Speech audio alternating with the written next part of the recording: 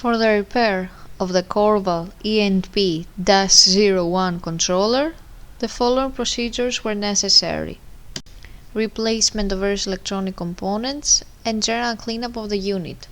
For testing, we have a volt AC power supply, a potentiometer and a multimeter to measure the milliamp output.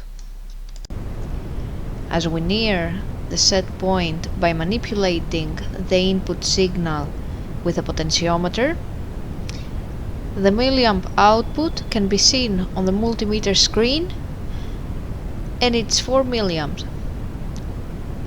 As we get further away from the set point, the milliamp output is 20 milliamp.